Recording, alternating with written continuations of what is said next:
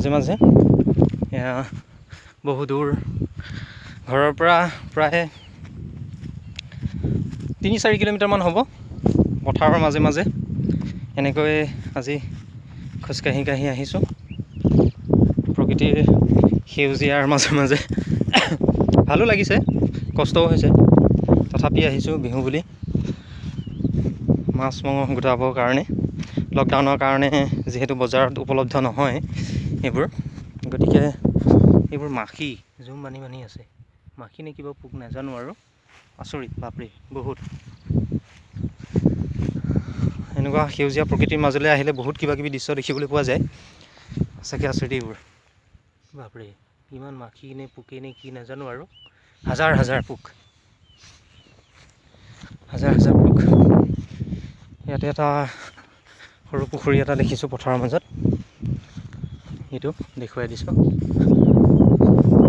মাছ আছেনে নাই নাজানো, কিন্তু ডাঙৰ পুখুৰী। আমি পুখুৰী পাৰে পাৰে গৈ আছোঁ।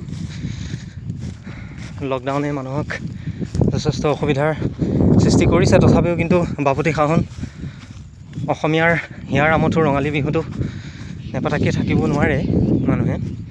যেনেকৈ নহওক নিজৰ পৰিয়ালৰ সদস্যসকলৰ মাজতে সীমাবদ্ধ হৈ হ'লেও এই হেঁপাহৰ ৰঙালী বিহুটো উদযাপন কৰিব। আজি যিহেতু গৰু বিহু, গতিকে গৰুক নোওৱা ধোৱাটো কৰ্তব্য সকলোৰে। ইয়াতে বহুত আছে পুখুৰী, বহুত মাছ আছেনে নাই নাজানো। এখেওমান মাৰিব পৰা হ'লে ভাল লাগিলহেঁতেন আৰু, লগত কোনো নাই, অকলে যিহেতু আহিছোঁ মাৰিবও নোৱাৰোঁ। লগৰ 2-এজন থাকিলে ভাল লাগে, কিন্তু লকডাউনৰ কাৰণে কাকো খবৰ নিদিয়াকৈ আহিছোঁ হাঁহ মুৰ্গী নিবলৈ। হাঁহ নেপালোঁ, মাছ বেলেগ এফালে কৈ থৈছোঁ।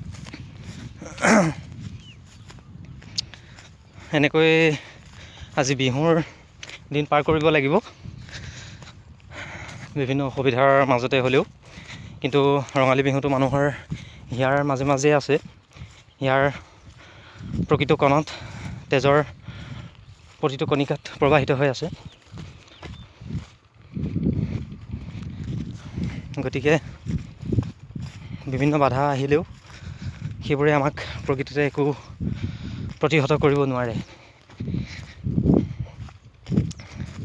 কাৰণ লোক সংস্কৃতি মানুহৰ হৃদয়ত থাকে, মানুহৰ তেজত থাকে।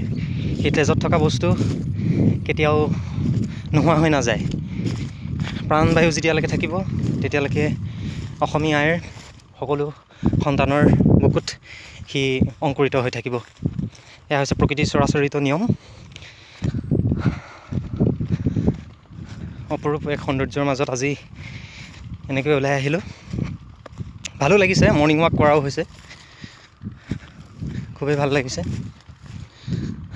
পুনৰবাৰ সকলোলৈকে ৰঙালী বিহুৰ শুভেচ্ছা জনালোঁ।